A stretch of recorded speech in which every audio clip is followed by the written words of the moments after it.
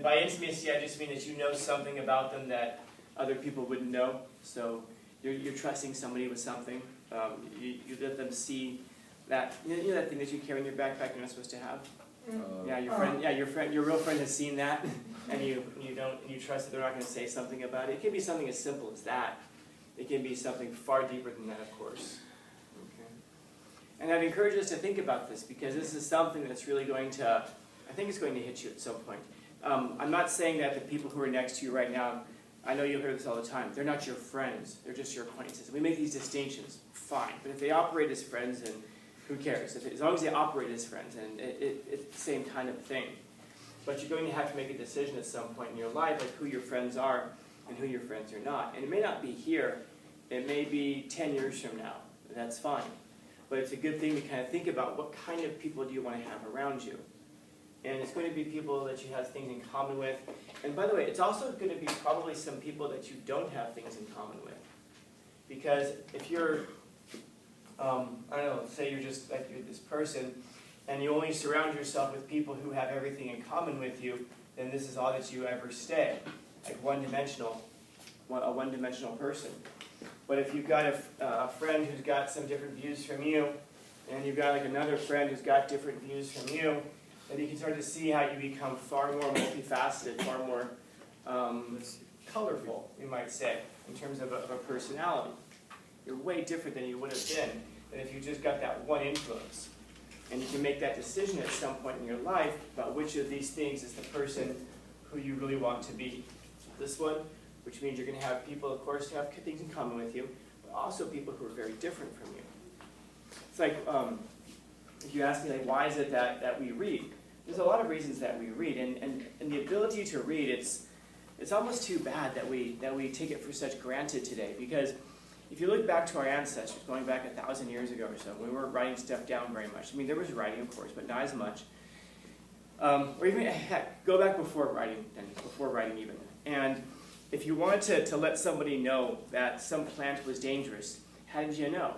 Well, someone had to die from it, which means that, someone ate it, died from it, and then people had to be like, that's a dangerous plant. And then give it a couple of generations, and we have forgotten it's a dangerous plant. And then someone comes along and eats it, and then they die from it. And we're like, that's a dangerous plant. We should never forget that that's a dangerous plant. And then a couple of generations go by, and by a couple of generations, we're talking not like hundreds of years, we're talking like 20, 30 years. So the memory of that, the danger of that thing has passed. If we didn't have writing, we'd have to relearn everything, every single generation. We'd never be able to do any of these cool things like have electricity or fly or even just the ability to convey information. So it's such a phenomenal thing in our lives, the ability to do this. And so when you ask that question about why is it so important to read, that's one of them, because that way you don't have to figure everything out your whole life. You're going to be able to learn from the people who've come before you. And I know that there are people who say things like, I have to make my own mistakes. Man, okay, but do you know how many mistakes there are out there to make? You know how many of them are life-ruining?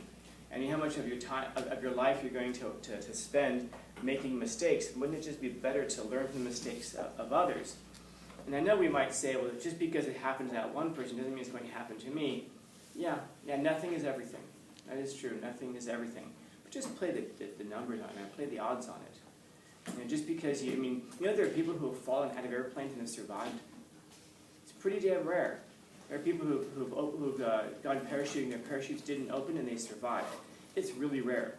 For the most part, people die. Does that mean that you're going to say to me, well, you know what, I don't need a parachute, I gotta make my own mistakes. Not everybody who jumps out of a plane and their parachute doesn't open dies. Does that mean you're going to jump out of a plane to see if it operates? You're going to find that when we say that, I gotta make my own mistakes, you're going to notice that it's usually because of stuff that we want to do. Very rarely, if your friend tells you, hey, let's go to this party or whatever, and you're like, no, I'm going to stay home and read. Dude, no, don't miss this party. Very rarely will we say, I have to make my own mistakes in life.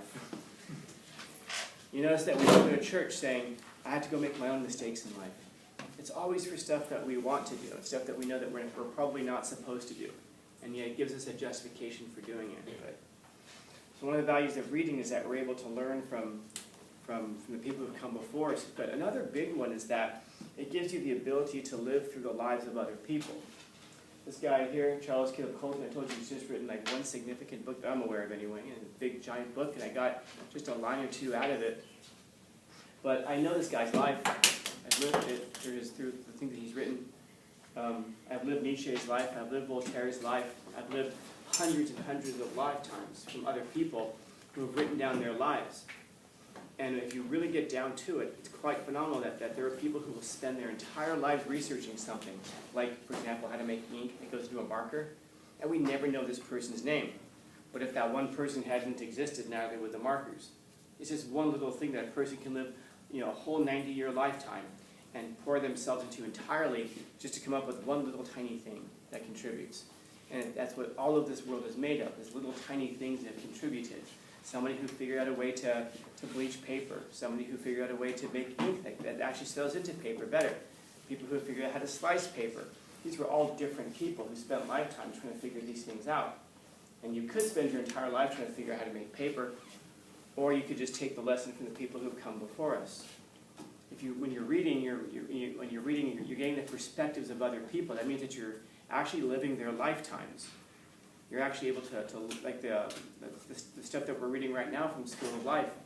This is it's a team of people, of sociologists, of psychologists, of athletes, of economists, all kinds of people who put their entire lifetime and studied and lived to come together to bring us this information that says, here's how a messed up childhood affects you in adulthood.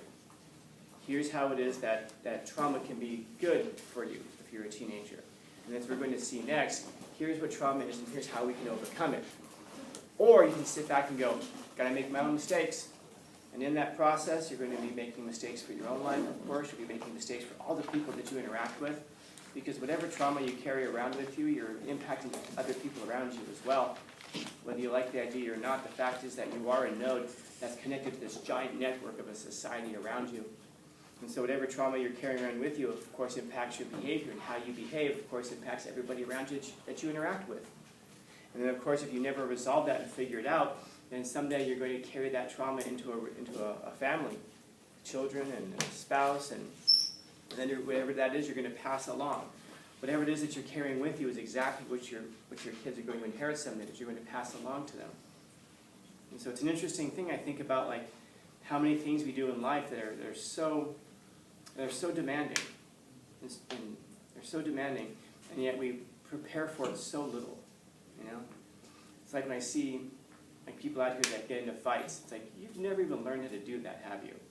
These guys are out here just like swinging their arms around like this, and they fall down. They look like complete fools, and you're just sitting there going like, you have any idea what can happen if you hit your head on something? You idiot. And then people are like, oh, I know how to fight. Bullshit, dude. I've seen it. I've watched it. People making fools of themselves out there over such stupid things. I remember I used to fill in as an AP over here.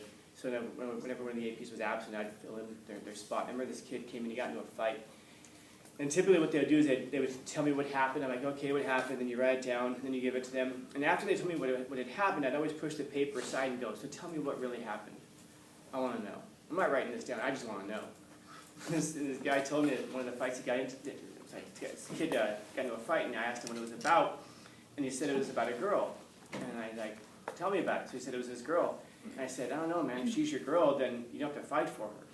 If you have to fight for her, she's not your girl. And he's thinking about it, he goes, man, where were you an hour ago? It's just a little bit of thinking, a little bit of preparation. Something that I see people in the streets even getting these fights, and I just saw one this morning. It was great. These two guys were fighting in a bathroom. This guy throws a punch and he misses. His shoe goes flying and he goes face first into a urinal. Hits his face on the toilet. And this guy had to have lost teeth, man. I'm sitting there watching it going like, man, what are you doing fighting in a bathroom? The best case scenario, you only get a little bit of piss on you. But it's because we don't think these things out. We don't really prepare them. Besides which, let's face it, if you're fighting in school, that means you really don't want to fight in the first place. You're hoping somebody breaks it up. You don't really want to fight to the end in school. That's just something that we do to posture, to impress the people around us. People go into similarly, without preparation, we go into parenting. We just kind of think like, oh, we'll just figure it out as we go. All we need is love. And don't know. I don't know if any of you guys get a lot of love from your families, but geez, it'd be really cool to have a car also.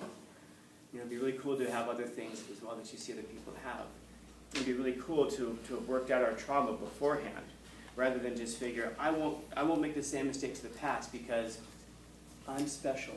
I'm different. What makes you different? Have you trained to be different? Have you practiced to be different? I'm just different. Okay. I guess that goes along with I'm going to have to make my own mistakes. And understand that at that point, you're experimenting with your children. I wonder how many of us would be happy if we found out that our parents were just experimenting with us. You know? I wonder how much more trauma that would pile up on top of us. But the idea is that we read because we want to gain these kinds of experiences, this kind of preparation for things. And not that reading is everything, but it is a lot. And preparation and training is most of everything. And even in terms of becoming, surrounding yourself with the people that you want to surround yourself with, it's the same kind of idea. You want to surround yourself with people who have a whole host of different hobbies and movies and things because they all add to your life. If you've got 10 friends and you all love the same movies, well then you're never going to grow and you're never going to discover new movies. You've got to have somebody in the group who's into different stuff, and now you can learn about all kinds of things. And now all of you, by the way, start to look like this. It isn't just 10 people who all look like this. It's 10 people who all start to look like this. And you grow and you grow and you grow and you grow and you grow. And hopefully when you get to the point in life where you have to make those hard decisions about which friends to have, who your friends are going to be, that you start to seek out people like this, people who actually make you better. And I guess maybe that's the whole thing about this. Who's the person that you spend the rest of your life with? Who's the one that you choose to make your partner for the rest of your life? And hopefully it's going to be a person. I had a friend tell me one time that that's how you know who the person is you're supposed to be with. It's the person who makes you better. Is there a person who makes you better? Is there a person who makes you more doubtful? Or do they make you more anxious? Do they add complications to your life? Or do they make you better? Do they grow you? Or do they keep you like this? Because if you get to know a person so deeply, at this intimate level, then you've actually lived their life. And so maybe the person whose life you want to live is a person who is really multifaceted, multidimensional, makes you better, but doesn't add complications. And maybe that's that distinction between friend and lover here, is that you can't go in this direction because things have already become complicated. And it's difficult to work through. You can go in this direction over here. Being friends can be pretty simple, but going back, really complicated. There's a lot to work through. And you almost have to ask that question, is it worth working through? Depends on how important the friendship was, I suppose. But that's for each person to figure out for themselves. Questions, comments, concerns, complaints, criticisms, critiques?